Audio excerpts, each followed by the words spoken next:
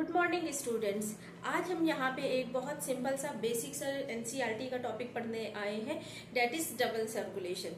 ठीक है, सिंपल है, बेसिक है, फिर पढ़ने की क्या नीड है। क्यों? क्योंकि क्वेश्चंस आते हैं, चाहे आप नीट दे रहे हो या फिर आप जो है एनटीएससी दे रहे हो, ओलंपियाड दे रहे हो, सब में क्वेश्चंस आते हैं। आप सबको पता होगा, जितने भी कॉम्पिटिटिव एग्जाम्स हैं वो सब नीट की लाइन टू लाइन क्वेश्चंस उससे बनते हैं। तो नीट की लाइन टू लाइन इंपॉर्टेंट हो जाती है, चाहे वो सिंपल हो, बेसिक हो, कॉम्प्लेक्स हो, कुछ भी हो। लेकिन बच्चे क्या करते हैं कि अरे ये तो बहुत सिंपल है, इसको इग्नोर करो। वो इग्नोरेंस जब एग्जाम में आती है तब हम वहां पे जो कंफ्यूज हो जाते हैं, क्योंकि हमने उसे पढ़ा नहीं होता है। पढ़ा होगा तो कभी कंफ्यूजन होगा ही नहीं। तो चलिए हम लोग डबल सर्कुलेशन स्टार्ट करते हैं। सबसे पहले तो हमारी बॉडी में जो बॉडी फ्लूइड है वो ब्लड और लिम्फ है, ये हम सब जानते हैं। तो क्या डबल सर्कुलेशन दोनों बॉडी फ्लूइड से रिलेट करता है या फिर सिंगल एक ही ब्लड बॉडी फ्लूइड से रिलेट करता है? बताइए। डबल सर्कुलेशन, बॉडी फ्लूइड एक ब्लड है एक लिम्फ है, क्या दोनों से रिलेट करता है? नहीं बच्चों, बॉडी फ्लूइड जो है ब्लड से रिलेट करता है डबल सर्कुलेशन। लेकिन फिर डबल क्यों बोल रहे हैं? सर्कुलेशन तो आप सबको क्लियर हुआ कि सर्कुलेशन क्यों बोल रहे हैं। किसी चीज का रोटेशन, किसी चीज का सर्कुलेशन एक पॉइंट ए से स्टार्ट होके फिर से एक पॉइंट ए पे ही आ रही है, तो हम उसको क्या बोल रहे हैं कि वो एक सर्कुलर पाथ पे है। ठीक है, तो अगर वो सर्कुलर पाथ पे है तो वो दो बार है क्या? अगर एक ही बॉडी फ्लूइड की बात हो रही तो क्या वो दो बार फॉलो कर रही है, ऐसा कुछ है क्या? चलिए आइए देखते हैं। हम लोग हार्ट का स्ट्रक्चर बहुत अच्छे से पढ़ चुके हैं। हार्ट में हमें अब कोई डाउट आई थिंक है नहीं, और अगर कोई डाउट है तो प्लीज आप कमेंट सेक्शन में अपने क्वेश्चंस जो है वो मेंशन कर दीजिएगा।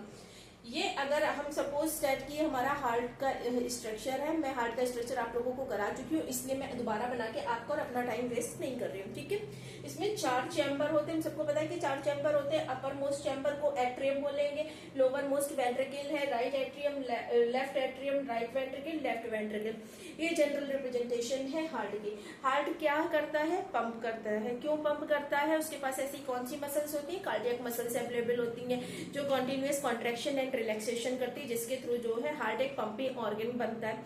क्या बॉडी में और भी कोई पंपिंग ऑर्गन है? नो स्टूडेंट्स, बॉडी में और कोई पंपिंग ऑर्गन नहीं है। पंपिंग ऑर्गन का काम जो है सिर्फ वो हार्ट ही करता है, और कोई बॉडी में जो है वो पंपिंग ऑर्गन नहीं है। अब क्या होता है, हमारी बॉडी जो है, हम सब लोगों को अगर थोड़ी भी इंफॉर्मेशन होगी तो हमारी बॉडी किससे बनी है? सेल से बनी है। सेल जो है वो स्ट्रक्चरल एंड फंक्शनल यूनिट है। तो उसको स्ट्रक्चरल और फंक्शनल यूनिट क्यों बोलते हैं? क्योंकि वो इंडिपेंडेंटली जो है, इसके बिना, सेल के बिना कोई भी काम हो नहीं सकता। तो क्या बॉडी सेल से डायरेक्टली बनी हुई है? तो क्या सेल को कुछ रिक्वायरमेंट होती होंगी? क्या होता है? सेल से टिश्यूज, टिश्यू से ऑर्गन, ऑर्गन से ऑर्गन सिस्टम बनते हैं। ये हम सबको पता है, बेसिक कॉन्सेप्ट है बायो की, सबको पता है। ठीक है, तो जब सेल के कुछ जो रिक्वायरमेंट है, सेल को एनर्जी की जो रिक्वायरमेंट है वो कैसे फुलफिल होती है? वहां पे सेलुलर रिस्पायरेशन होता है। उस सेलुलर रिस्पायरेशन के लिए क्या नीड होती है? ऑक्सीजन की नीड होती है। वो ऑक्सीजन की नीड कौन फुलफिल करता है? हमारा ब्लड। ब्लड जो है उस ऑक्सीजन की रिक्वायरमेंट को सेल की फुलफिल करता है। मीन्स बॉडी के जितने ऑर्गन है सभी सेल से बने हुए, सभी को जो है ऑक्सीजन की नीड है। वो ऑक्सीजन की नीड कौन फुलफिल कर रहा है? हमारा ब्लड फुलफिल कर रहा है। क्यों फुलफिल कर रहा है? क्योंकि ब्लड में एक पिगमेंट होता है जो ऑक्सीजन को कैरी करता है। क्या आप उसका नाम जानते हैं? अगर जानते हैं तो प्लीज उसका नाम जो है वो कमेंट बॉक्स में जरूर लिखिएगा। अगर नहीं जानते तो फिर मैं आपको बताऊंगी जरूर। ठीक है, तो बॉडी ऑर्गन जब जहां पे अगर ऑक्सीजन यूज हो रही है, यूटिलाइज हो रही है, सेलुलर रेस्पिरेशन कोई प्रोसेस है, उसमें ऑक्सीजन यूटिलाइज हो रही है, सारी सेल्स, मैं आपसे बोल रही हूँ सारी सेल्स जो है वो सेलुलर रेस्पिरेशन करेंगी, ऑक्सीजन को यूटिलाइज करेंगी। तो कहीं ना कहीं ब्लड में हमारी जो है वो ऑक्सीजन की डिफिशियंसी होगी, लैकनेस होगी। तो जो ऑक्सीजन डिफिशियंट ब्लड है, लैक ऑफ ऑक्सीजन है जिसमें, जिस ब्लड में, उसको हम कैसा ब्लड बोलते हैं? Deoxygenated blood. इसके पहले की क्लास में हम पढ़ चुके हैं कि जितना भी डीऑक्सीजनेटेड ब्लड है वो हार्ट के कौन से पोर्शन पे एक्युमुलेट होता है, कौन सा पोर्शन जो है उसको रिसीव करेगा? हमारा राइट एट्रियम। मीन्स बॉडी का जितना भी डीऑक्सीजनेटेड ब्लड है वो कहाँ आएगा? राइट एट्रियम में आएगा। कैसा ब्लड आएगा बेटा? डीऑक्सीजनेटेड। कभी भी यहाँ पे ऑक्सीजनेटेड मत कर दीजिएगा, क्वेश्चन गलत हो जाएगा। अब ये रिसीव तो कर रहा है, लेकिन ये रिसीव किसके थ्रू कर रहा है? अगर अपर बॉडी का पार्ट से रिसीव हो रहा है तो उसके लिए कौन इन्वॉल्व है? Superior vena cava. ठीक है, अगर लोअर बॉडी पार्ट से तो inferior vena cava.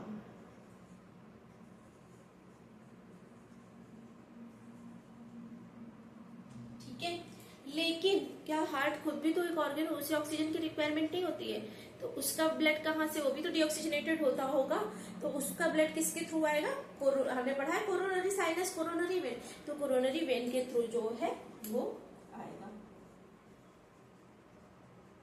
Means superior vena cava कहाँ का ब्लड लेके आएगी, अपर बॉडी पार्ट्स का, ठीक है, लोअर बॉडी पार्ट का इंफीरियर वेना कावा के थ्रू, और हार्ट के इटसेल्फ जो ब्लड है डीऑक्सीजनेटेड वो किसके थ्रू आएगा, कोरोनरी वेन के थ्रू, लेकिन आएगा किस चैम्बर में, सिर्फ और सिर्फ राइट एट्रियम में। अब हमने यहाँ पे पढ़ा था, यहाँ पे कोई वॉल्व प्रेजेंट होता है, कौन सा वॉल्व प्रेजेंट होता है बच्चों, यहाँ पे राइट एट्रियम और राइट वेंट्रिकल के बीच में ट्राइकस्पिड वॉल्व प्रेजेंट होता है, एंड लेफ्ट एट्रियम और लेफ्ट वेंट्रिकल के बीच में बाइकस्पिड या फिर कौन सा वॉल्व प्रेजेंट होता है, क्या पढ़ा था हम लोगों ने, मिट्रल वॉल्व,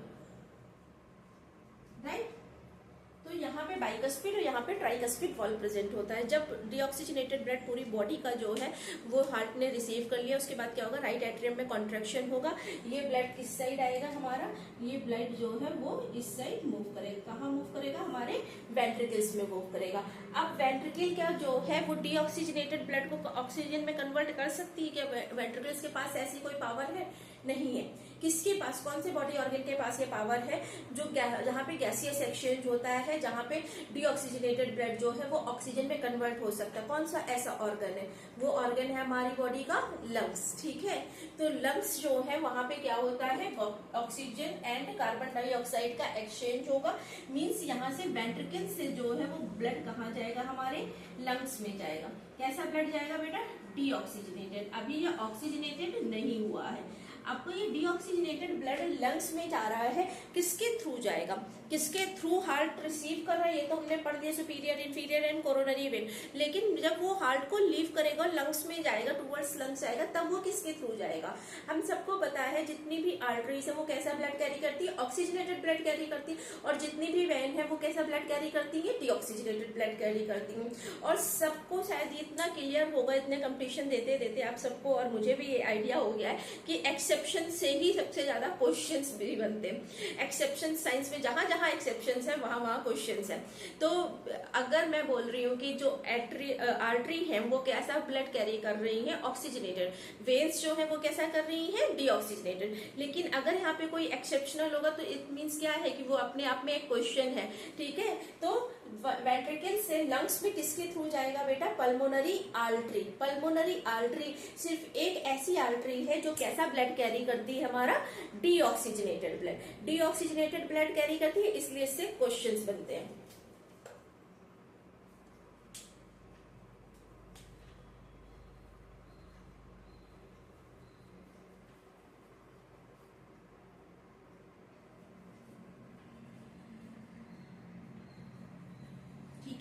पल्मोनरी आर्टरी के थ्रू राइट वेंट्रिकल का से डीऑक्सीजनेटेड ब्लड हमारा लंग्स में गया। अब यहाँ क्या होगा, गैसियस एक्सचेंज होगा, O2 जो है वो मिक्स होगी ब्लड में और CO2 जो है वो रिलीज होगी।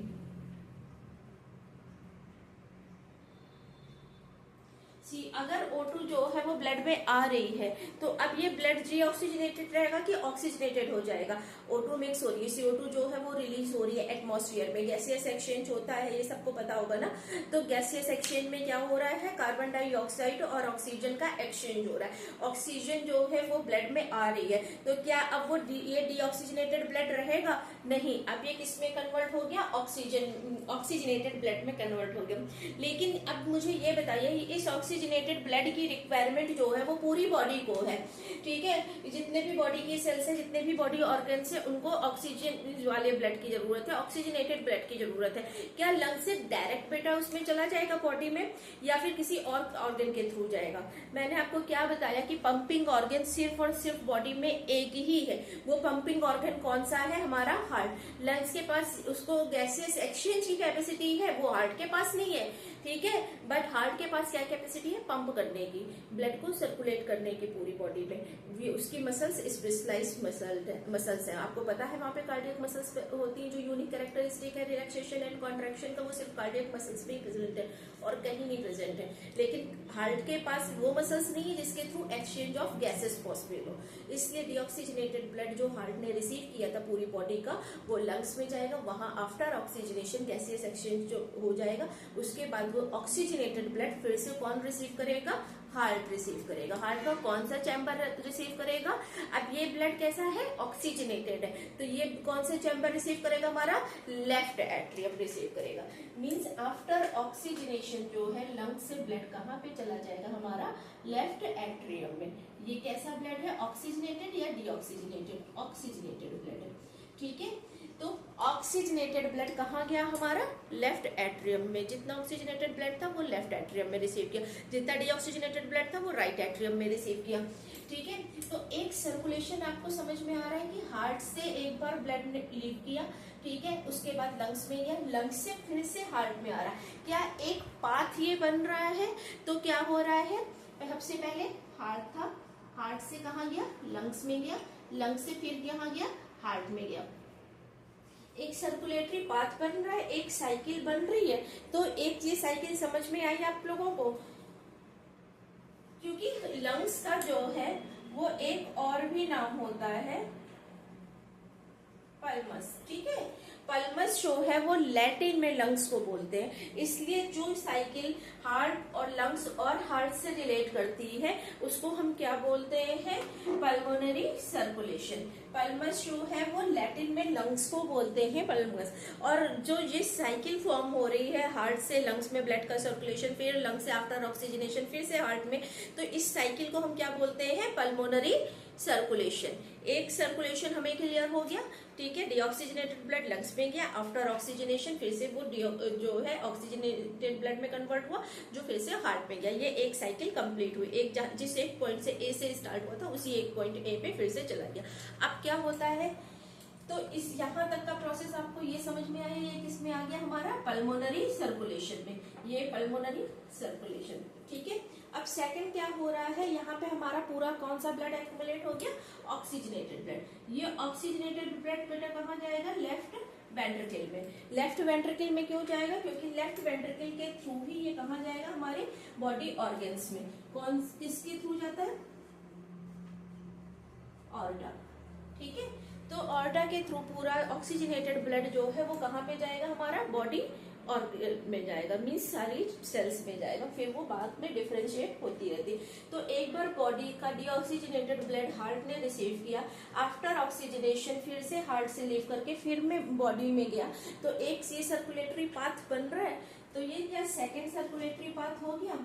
तो दो पाथ जो है वो फॉलो हो रहे हैं, उसके बाद एक सर्कुलेशन कंप्लीट हो रहा है, इसलिए हम इसको क्या बोलते हैं, double circulation. Means pulmonary circulation and systematic. Systematic circulation को किससे रिलेट करता है, बॉडी से हार्ट, हार्ट से बॉडी। पल्मोनरी सर्कुलेशन किससे रिलेट करता है, लंग्स से हार्ट, हार्ट से फिर से लंग, ठीक है। तो ये समझ में आई, दो कॉन्सेप्ट आपको समझ में। अब क्वेश्चंस देख लीजिए, क्वेश्चंस कहाँ कहाँ से बनते हैं। एक क्वेश्चन कहाँ से बनता है, पल्मोनरी आर्टरी के थ्रू। अच्छा, ये जो लंग्स से यहाँ पे गया है ऑक्सीजनेटेड ब्लड, इसको भी तो कोई आर्टरी या वेन ले जा रही होगी। सारी वेन्स कैसा वो कैरी करती है, डीऑक्सीजनेटेड ब्लड कैरी करती है। लेकिन यहाँ पे एक एक्सेप्शनल केस है। एक्सेप्शनल केस क्या है, pulmonary vein. Pulmonary vein, when है, इसको कैसा कैरी करना चाहिए था, इसको डीऑक्सीजनेटेड ब्लड कैरी करना चाहिए, लेकिन ये कैसा कैरी कर रही है, पल्मोनरी वेन कैसा कैरी कर रही है, ऑक्सीजनेटेड ब्लड कैरी कर रही है। तो ये एक में अपने एक्सेप्शनल केस हो गया ना। तो एक्सेप्शनल केस से क्वेश्चंस बनते हैं। तो पल्मोनरी वेन से क्वेश्चन आते हैं, पल्मोनरी आर्टरी से क्वेश्चन आते हैं, एरोटा से क्वेश्चन आते हैं, सिस्टमैटिक सर्कुलेशन के पाथ से क्वेश्चन आते हैं। तो सिस्टमैटिक सर्कुलेशन में क्या होगा, हार्ट से बॉडी, बॉडी से फिर से हार्ट, ठीक है। अब इसमें आपको पता है कौन सा ऑक्सीजनेटेड होगा, कौन सा डीऑक्सीजनेटेड होगा, मुझे ये एक्सप्लेन करने की जरूरत नहीं है। तो एक सर्कुलेशन पल्मोनरी सर्कुलेशन, एक सर्कुलेशन सिस्टमैटिक सर्कुलेशन, इसके बाद एक साइकिल कंप्लीट होती है, इसीलिए हम इसको क्या बोलते हैं, double circulation. Double circulation single एक बॉडी फ्लूइड से बिलोंग करता है, दो बॉडी फ्लूइड से नहीं बिलोंग करता है। बट जो ब्लड है वो कितने टाइम्स एंटर कर रहा है, कितने टाइम्स लीव कर रहा है, 2 टाइम्स एंटर कर रहा है हार्ट में, 2 टाइम्स लीव कर रहा है। इसलिए हम इसको क्या बोलते हैं, that's why it's a double circulation. Double circulation जो है वो मैमेलियन का कैरेक्टरिस्टिक फीचर्स है, ठीक है। तो कोई अगर कभी भी क्वेश्चन आए कि क्या ये रिलेट करता है लिम्फ से या फिर ब्लड से, दो बॉडी फ्लूइड से, तो नहीं, ये सिंगल एक बॉडी फ्लूइड से रिलेट करता है, दैट इज ब्लड। एक बार हार्ट में जो है ब्लड एंटर करता है, फिर लीव करता है, फिर एंटर करता है, फिर लीव करता है, 2 टाइम्स जो है वो एंट्री है, इस वजह से इसको क्या बोलते हैं, that's why it's called double circulation. I hope ये छोटा सा सिंपल सा टॉपिक आपको क्लियर हो गया होगा।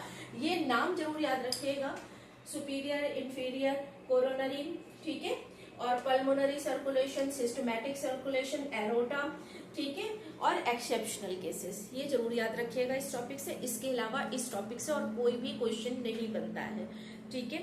आई थिंक ये टॉपिक आपको क्लियर हो गया है। अगर कोई क्वेश्चन, कोई डाउट, कोई क्वेरी है तो प्लीज कमेंट सेक्शन में मेंशन कर दीजिएगा, मैं आपको उसका आंसर कर दूंगी। Thank you and please watch, like and subscribe my channel. Thank you.